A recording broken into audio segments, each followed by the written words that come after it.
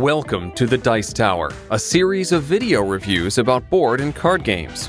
Here are your hosts. Hello everybody, welcome out to the Dice Tower. My name is Chris Yee. I'm Wendy Yee. I'm Mike Delisio. And I'm Tom Vassell. Thank you for joining us, gentlemen. Today we're going to be talking about... Hey, what's up? Joining us. Oh, I said us. I'm a host, yeah. Yes, yeah. The host with the most, Wendy. So today we're going to be taking a look at a game called Merchants of the Dark Road. This is by Elf Creek Games. Elf Creek Games is a bit of a reputation behind them, wouldn't you say? Yeah, well, for the components, which we should point out, we haven't even seen the Kickstarter Deluxe That's a very good components point. yet. The yeah. overview is using the retail version of the game. So what you see on that overview is the retail version, and I've seen pictures. I've seen hints of what the deluxe will look like, and it's pretty spectacular. All right. But yeah, all of our thoughts here are going to be based on the retail version here. So why don't we go ahead and learn how the game plays, then we'll give you our thoughts. To you, Mike. All right, here we see Merchants of the Dark Road all set up and ready to go. I'm going to be giving you a very high-level overview, not going to go into a lot of detail. There's a fair bit going on in this game, so I just want to give you a general idea of the flow of how it works. As you might expect in this game, you are playing a merchant, and you are traveling along this dark road, essentially doing pick up and deliver type mechanics. You start off the game here with your player board, which represents your wagon right out here on the board. And so you start off with a starting hero, you start off with a starting companion that gives you some type of a special ability, and there are a number of different companions in the game. So you start off with one of those and some starting items.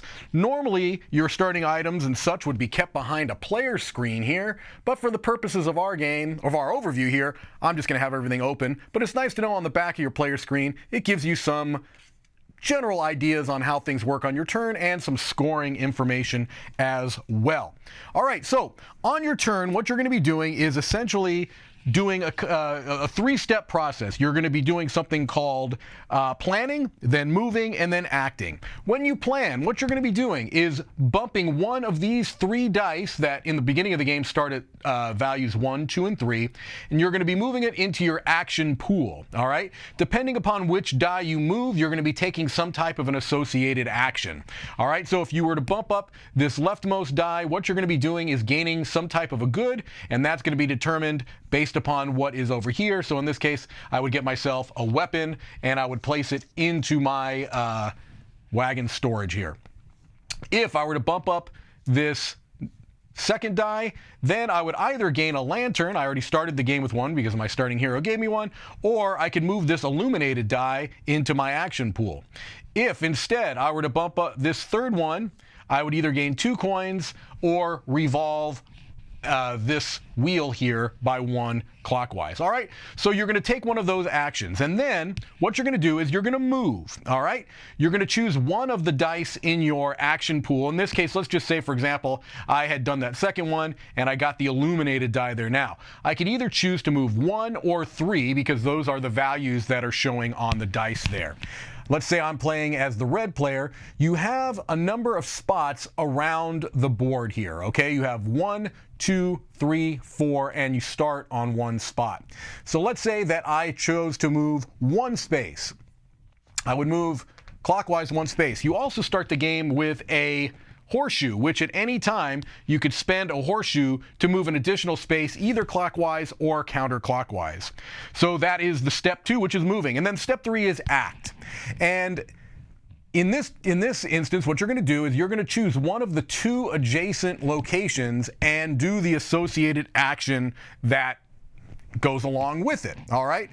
If you have the illuminated die, you're actually going to be choosing both of those locations, doing both of the actions, and then also triggering the ability of the building that is between those 2. These are just randomly placed at the beginning of the game. They give you some extra boons, benefits, etc. There are other buildings that might not be in the game. You just kind of either choose on yourself which ones you like, or you can randomly decide which ones go out there, all right? So that's the idea. You plan by moving it, picking a die and moving it. You move, and then you act by doing the associated action. So let's just talk about that briefly, what you're going to be doing at each of these spots. At the Great Bazaar, what you're going to do is you are going to be choosing one of these items that you want to add to your wagon, because you want to be getting items that you're going to be using either to give to heroes or potentially delivering as part of the Queen's commissions, which I'll talk about in a second. So you can, if you choose to, rotate the wheel to change the values of these. These all started just randomly and with random values, but you can manipulate those, and you can choose the associated items by paying for them. So let's say that I wanted some potions. If I wanted to, the first thing I could do is rotate the wheel to make the potions cheaper. All right, now they cost 2. And you can also take one other die and move it anywhere you want. So let's say maybe I wanted to take this book, change this to the potion, and now I want to buy a potion. I can spend 2 and I would get 2 of those potions, and I can also buy other stuff if I had the money for it. I could buy, let's say, 2 potions and a staff for a total of 3, and I started with 5. I could do that. I can get my change, and I can get myself a staff, and I can get myself a potion. Now, you do have to make sure that they fit on your little grid area here. Let me show you up close a wagon that's not being used. All right, so you have a little grid area, and you can always rearrange this throughout the game, but you can't go outside of the lines in your grid there. All right, so that's how the Great Bazaar works. Essentially, you are manipulating the value of the goods, getting goods to put onto your wagon. At the Queen's commissions, what you're going to do is you're going to choose one of these commissions to deliver goods to. So let's just say in this case, I had a potion, I've got a staff, I've got a weapon and a book.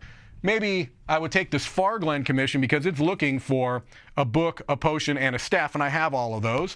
I just place it right here to the left of my wagon. I've got 3 spots for that. That's how the Queen's Commission works. Simply, you just grab one of these commissions and put it to the left of your wagon so that you can later on deliver. I'm going to skip Jurg's excursions here really quickly. Let's jump over to the dark market, and here what you're going to be doing is you're going to be, as it might sound, doing a little bit of dark dealing. All right, and what you have to do here is you have to pay at least 1 coin to move the marker, which starts at the bottom, at least 1 space, and then you get the associated goods. You can spend more, so if it starts here and I want to get all the way over here, I could spend 1, 2, 3 coins, and then I would get a book and a staff. It's just a way to get goods more easily. Over here, you can get yourself a commission, or you can get yourself a deed card, which is going to be potentially some end game scoring for you. Over here at the Ringway Inn, what you're going to be doing is you're going to be kind of commissioning heroes that you're going to be potentially selling items to, and then also delivering those heroes over here as part of Jurg's excursion. So each of the heroes that are out here are looking for particular goods. And so if you were to go to that location, it's going to tell you a number of things. Their name, it's going to tell you where they want to be delivered to. They want to go back to Windglass, which is one of the locations that are out here. But they also are looking for these goods. And so when you commission a hero there, if you can sell them those goods, they're going to give you some money based upon their current value. And if you can give them an upgraded good, because there are ways that you can upgrade these goods onto their nice shiny side, if you give them upgraded goods of the type that they're looking for, you're going to get a nice blazing quartz too that you can keep down here, which is helpful at another point in the game. All right, so you can commission heroes. You have a spot for 3 heroes. Like I said, you started with 1. So that's essentially what you're doing at Ringway Inn. All right, so let's go back to Jurg's excursions, because this is probably the most involved location on the board. All right, so what you're going to do here is you're going to choose to either go to the Ruins of Yin or you're going to travel. Ruins of Yin is going to be a way to move this marker 1 + 1 per hero you have, so you can move it and get some nice upgraded goods here. So they show you some upgraded goods that you can gain. You can also spend a lantern to roll this die, which gives you some nice benefits. All right, always a good thing to roll dice to get stuff.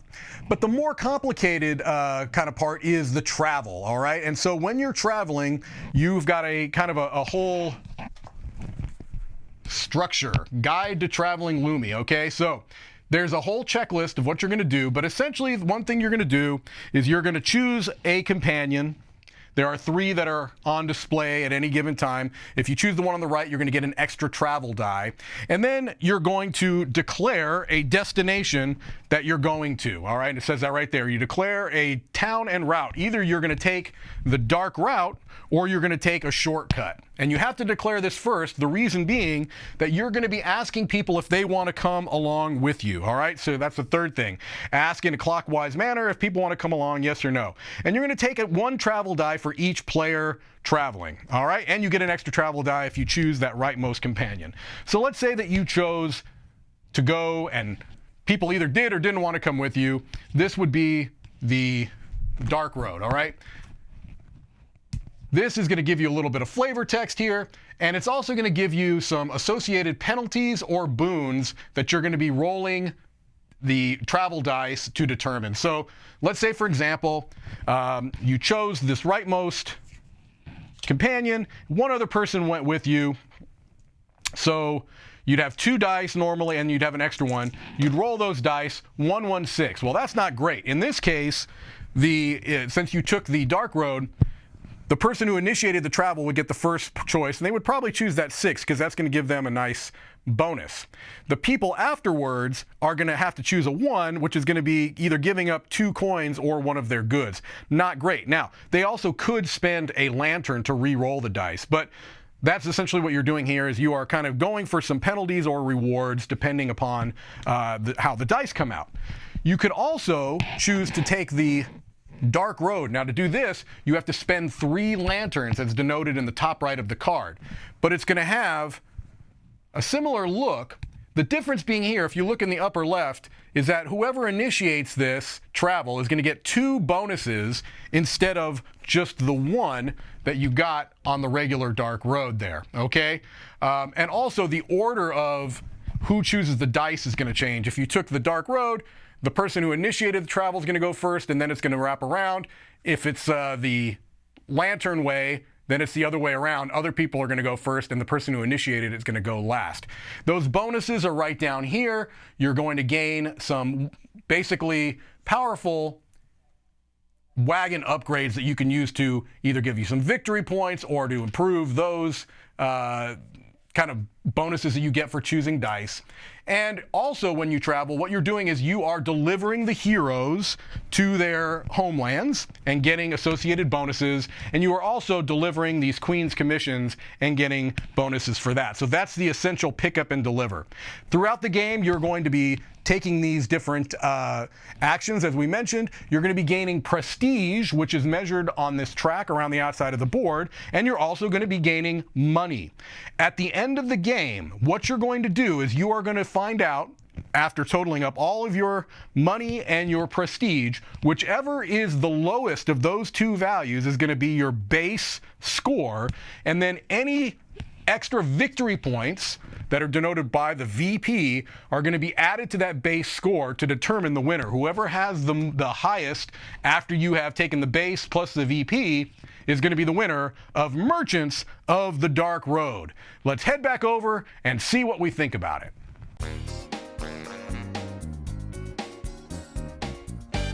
You know, when Mike told me that this wasn't the deluxe, I actually thought it was. I thought this was the deluxe version before you told me it was not. Yeah, I mean, the box looks really nice as it is. The dice are marbled. Yeah, there's just a lot of good-looking components to it. There's that magnetic, spinny market board thing. You add a magnet into it, and you got me right there. You just put a magnet in, and that's good. 1 point. That is going to help for I'm sure. going to start a podcast now called the Magnetic Meeple. Ooh. It has to be taken already. Yeah, no, I think that the components are pretty spectacular all the way around. Like you said, the dice are, to me, the coolest aspect of the components, just with the different types of dice, the different looks of the dice. I'm curious what you all think about the puzzle board game board. The board is put together, and I think it's 6 pieces like a puzzle. I don't particularly know why it wasn't a folded board, other than maybe it saved some room. Because I would imagine it's a little bit... Oh, there's no creases. There's no creases. Yeah, I don't know. Yeah. I'm kind of ambivalent about it. I just didn't know if anyone had a strong opinion one way or the other. I have strong opinions, but they're not about that. Okay. Yeah, no, I mean... I assume it's, to prevent breaking, folding, all that jazz. Okay. Maybe it's... Nope, no idea. All right, Slide fantastic. the magnet in there, who knows? I like the components of the game, Yes. except I'm not sure I like the board. It's a dark board, which, well, Yes. it's called Merchant of the Dark Road, so I can accept that. It is not immediately obvious to me when you're traveling along these locations what the two things next to it are. Right. And it Where the 5 spots are, even when I first you Yes. say, hey, this is how you play. It's okay. Where do you move from space to space? I thought that meant like the actual activation locations. Right. No, there's 5 spaces in the middle. Yeah, it's interesting. It kind of brings up this I don't know if it's a debate or an argument over form versus function. Yes, the aesthetic of the board, which I think is Wow, you just made that up right now. That's really good. Man, the aesthetic of the board. I think overall is nice, although it's dark, like you said. But again, that's the theme, so I'm good it's the with theme, that. right? That versus the usability, and I feel like they probably went a little bit too far towards the aesthetics and took away from the usability. I also think that they probably could have done a better job in the rule book of delineating what those 5 That might have spaces are. helped. All you would have had to do was put a little bit of even a circle around the 5 spots. A little something would have helped. That just Right. showed you. Yeah, to make it clear. I feel like in general I don't mind the look and the overall thing of the game. The graphic design like that. I struggle with a few little things. I especially struggle with the player board, specifically the left space. So in the game, when you're moving the dice up to take your actions, Oh, I see, your yes. action movement is based on whatever die you bump out. And that also determines what extra bonus action you get. Do you get a new thing or whatever? Except the far left one Yes. is determined by the die that you move into the spot Right. and what that number of pips is on it. And so for me, like graphic design wise, there should have been, like that action should have been moved down to where that dice goes. And so I feel like that was a weird fiddly rule that didn't make sense. And it could have been completely solved by just better graphic design. It's such an odd rule that I had to struggle to think, okay, there must be a mechanical reason why they chose to do that. Because, like you said, it changes. It's the one exception to that. Everything else works where it's the die that's getting bumped out. Because when you're getting the item at that point in time, you're not thinking I'll need this item next turn. I suppose that's yeah, true. I think it gives you more yeah. choices to pick from. You have a bigger In the pool to moment, pick yeah, from. exactly. Yeah. You're right, but yeah, there could have been some UI to make that easier on I think you. so. I think it could have been a very quick fix. Yeah. My other thing besides the board, and maybe this is just me, I found the symbology not easy to differentiate. I wouldn't have minded if they had maybe did some colors, but it all small and all over the board in cards. Particularly, I know that a loot and a potion are two very different things. But the little symbol for both of them, I still confuse those. And so as not to confuse our viewers, when you say loot, you're talking about the instrument. It's Instrument, actually yes. called instrument. It looks like a loot. Oh, but okay, it's, fine, it's called fine, fine. instrument. That's the but no, specific, but yeah. that is, yeah, you're right. There is some similarities with that. They're small and they're all over the Right. board, and I'll be like, oh, okay, this person needs, the instrument and this and this, and oh no, it's a potion. Aren't they Well, all and they're the both same green. color? They're both Yeah, green, light and dark right? green. Yeah. They're very differently sized, at least. The instrument's Once the you large, have the large. item, yeah. Once you have the item. But you you're look at you look at the commission, the contract to fulfill, and it says, "Hey, this thing needs 2 greens and a purple." I got it. I definitely botched the opening of a game by grabbing 2 of the instruments, filling up my cart with these huge pieces, Right. and getting to the spot and realizing they wanted potions. I definitely have set myself back up in a game because of just misreading it from across the table. Interesting. Okay. Yeah, I haven't had that issue, but I can totally see it. They are And reading pretty this similar. board upside down is not particularly easy. I almost always play the upside down player That's true, yeah. when teaching a game. This one was a little tougher than most. And the names on Commissions. like the cities we're going heroes. to, which is, I know it's weird because we talked about how great the production is, and I'm Yeah. spending a lot of time saying there's a lot of things I don't like, but the usability was my problem. Right. It's Like, a lot of design issues. Yeah. there's a whole half of the board I was like, oh, we're going to be traveling around that half of the board too. No. Not really. Literally, that half of the board doesn't even have to be there. You could just say, I'm going to this spot. Sure. And I found that to be weird, but when someone would say, I'm going to a certain place, I was never like, got it. I always had to look at all my stuff and go, wait, okay, so this color matches this color. It just was not intuitive, that part. It's so interesting. I never looked at the colors. Like, if you said, I'm going to Farglen, I'd say, does my card say Farglen? No, but you could go to the other one that matches it. Right, so you look and you go, okay, Farglen is next to this So one. you say I'm going to purples? Yeah, I just don't think of it that way. Now, I will say in general, though, I totally agree about that third of the board is almost wasted. I mean, Yeah. it's just a lot of dead space. I on really don't thought even there was put going to be anything another there. rondelle there when I read the rules. Yeah. Right. I don't know. I think part of the thing is that the issues that I have with the usability, the graphic design, also tie into a little bit of the issues that I have with the mechanisms. All at right, this well, point. let's hear it then. What's your issue there? I think, and I'm hesitant to sound like the Archduke or whatever he was in the movie Amadeus, where he says to Mozart, "I like all the music, but there's just too many notes, right? But there's just a few too many things going on in this game." I think because of that, there's a lot of extra symbology, and because of that, there's more stuff and space out on the board. I think that this game could have been cut back a little bit, and I would have made the experience a little bit tighter and better.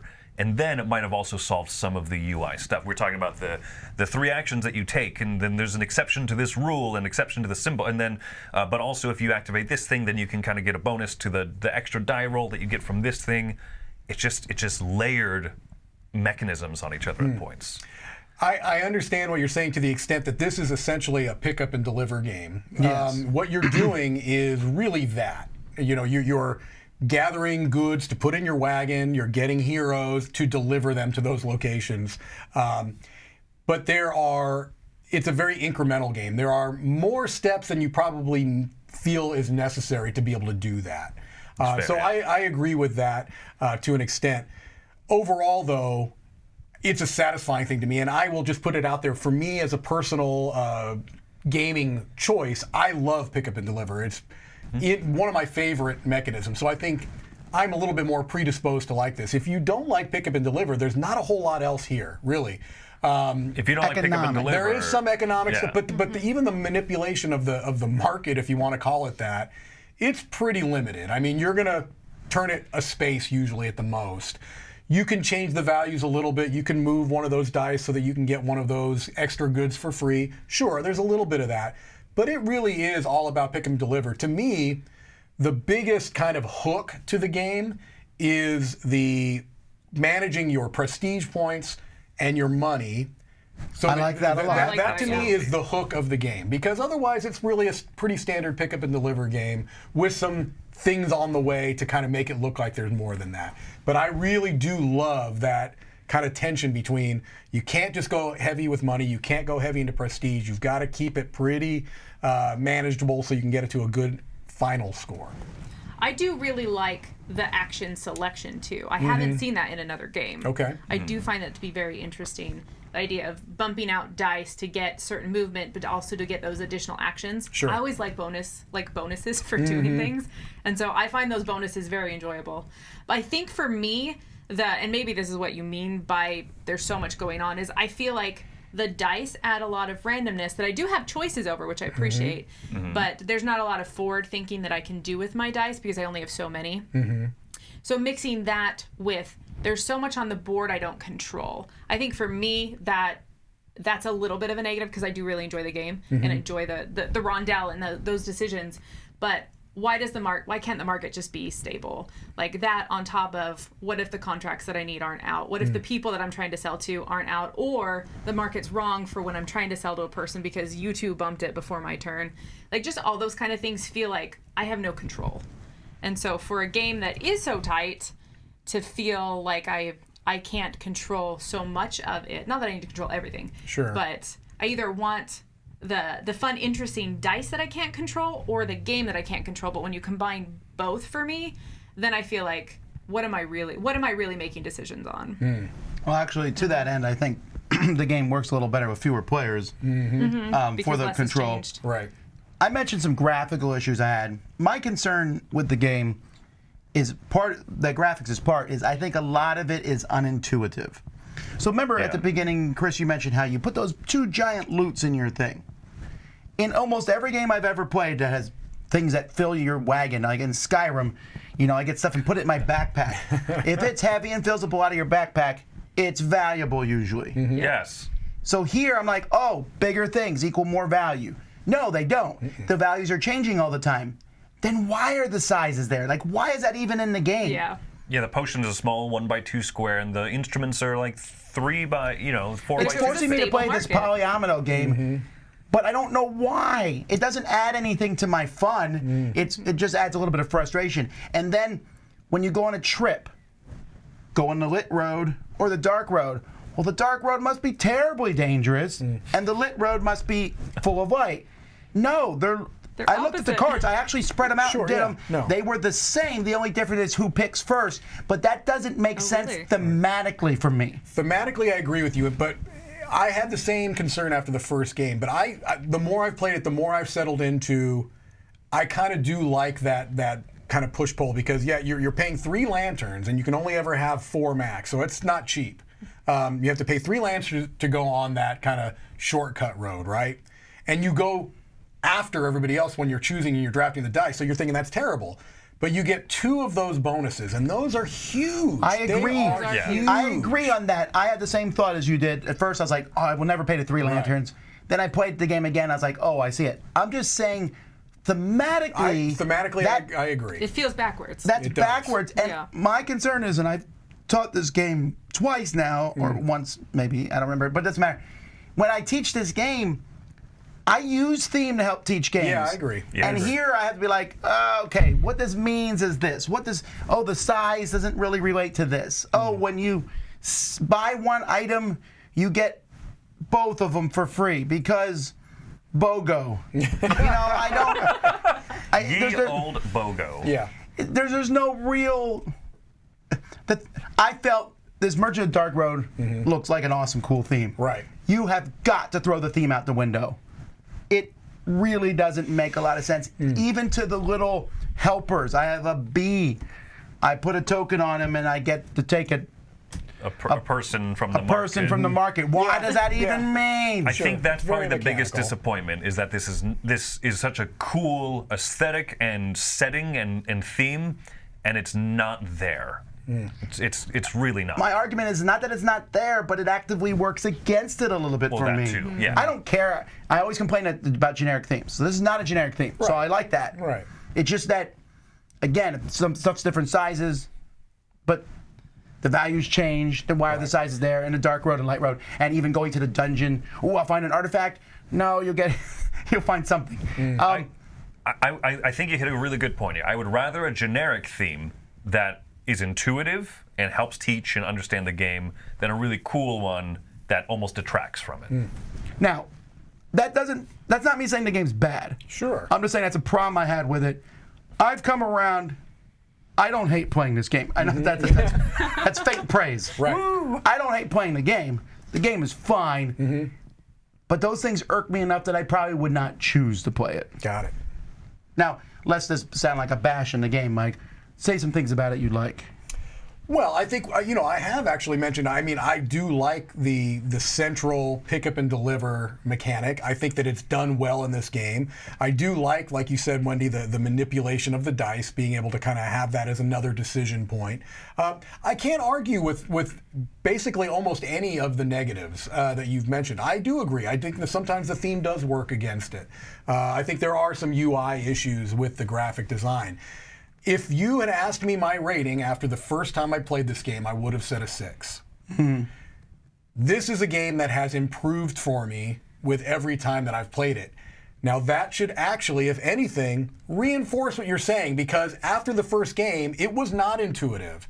It's not a game that's I don't think it leaves a great first impression. I mean, I know it didn't for me, but it's a game that the more I've played it, the less that I was having to kind of spend my energy on how things worked, and more able to spend my energy on how I wanted to fulfill my goals, the more I've enjoyed it, because I really do like that push-pull of money versus prestige, putting everything together.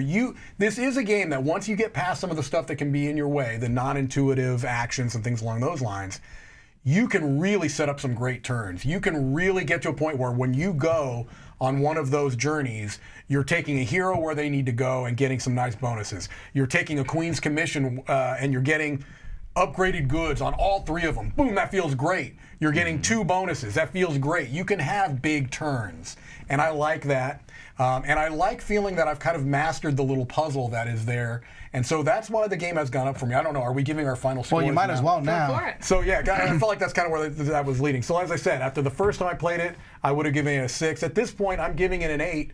It could go up for me. I really do like the game a whole lot. But I have to put it out there. I don't argue with the negative points that you've brought up. It's just for me, it still works. It still works. Well, let me throw some water. No. Yeah. My first rating would have been lower too. Okay. But it went up after plays. But it's still only a 6. Okay. But that's not bad. It's just okay for me. And again, it's those minor little things. This whole, oh yes. How many rounds are left in the game? Let me count the dice. So there's 3 dice. I'm gonna throw 1 out. Then there's 2 dice. That stuff like that. When I first played, I said, Mike, this is a bunch of mechanisms, and they threw it in a box and shook it up. I still feel that way. But I understand those mechanisms better. Right. So I like it okay. It's just that it's a little more work than I want to put into it. So 6 out of 10. For me, I'm going to give this game a 6.5, and my justification is I wanted to updo Tom. But no, the thing is that I enjoyed my first game of it, expecting it to be bad because I heard about you guys' first experience. Yeah, we didn't have a great first impression. Yeah. The more I play it, the more I kind of dislike it, actually. And it is while I've figured out the puzzle, I've figured out the issues that I have with it. It kind of comes down to that control. It's what Wendy brought up earlier, where I'm okay with this level of kind of randomness. I'm okay with this level of randomness, but separate. You put them together and that lack of control, and the market is changing, but I didn't have an opportunity to take advantage of it when it was on a good step of the market, of the wheel and everything. And now I have to deal with it. I have to make suboptimal choices. Can I ask for a clarification? Do you mean random or do you mean tactical? Because it sounds like Wendy was saying, and I don't want to speak for you, but it sounded like you were saying it was maybe the board state changes so much that you can't really do a lot of forward planning. To me, that's a very different thing than being random. That's There is true. random That's in better. the people that come out. There might come a There is person I'm like, randomness that could be that's exactly what I yeah. want. So that's what you're referring to. So the market's spinning. That's true. That's more There's of a no tactic. potions for sale. Yeah, right, I have right. potions. Yeah, if someone is making a choice to rotate that wheel or whatever. But yeah, what's the top face-up commissions of each city that's available? Nobody has any control over that. Right. The people that come up into the market, yeah. And then the spaces that result in a die roll, I think that baffles me. That's also in this game on top of all the other things. I love the die rolling. So it's fun. It leads for excitement, except for when it doesn't. And that's the thing. When the game's fun, it's fun. And when it's singing, it's singing. And then it's clutchy, right? It's stalling out on the road because you're not very good at driving stick shift, and you're going. It is This a dark road, great. Chris. You shouldn't be driving a stick shift on a dark road like that. metaphor icy into the too. ground. Yeah, it's going, and then it just seizes up for a little bit. And so, yeah, the more I play it, the more tired I am of seizing up. So 6.5 because of how fun it can be, but I can't quite recommend it. Okay, well, I gave it a 7.5, and I do feel like I agree a lot with Mike and a lot with Chris. So I really like the having to work on. What was that? No, it's funny. I think, I'm not arguing with your points. Yeah. I think I just wasn't it's a good included is what combination. I was Well, like. that's Of course true. not, Tom. You don't know. No. So I really like the money versus victory points, and I think that in the game you have to keep shifting. You're like, I have all these items, I can use them for both. I use them to sell, or I use them for bringing them on the dark road with me. And so I like that decision. I also agree that there's too much going on. I would be much happier if each one of those action spaces was just cleaner. If I went to the black market, if I'm going to a black market, I want to get what I want. You know what I mean? Yeah, so yeah. why do things need to bump around per person? Why can't I just pick one of those spaces? Sure. And the for sale market, I wish it was just like what Tom said. See, I'm agreeing with you, Tom. I wish that loots were worth more than potions all the time. Got it. Just because of the board. So I gave it a 7.5 because I feel like I really enjoy a lot about this game. I just wish it was better, and it had potential to be better. And if it was, then I'd give it an 8 or an 8.5. So 7.5. There you go. That's Merchants of the Dark Road. Wide swath of opinions there. Check it out. Until next time, I'm Tom Vassell. I'm Chris Yee. I'm Wendy Yee. And I'm Mike DeLisio. Have fun traveling at night. Ooh.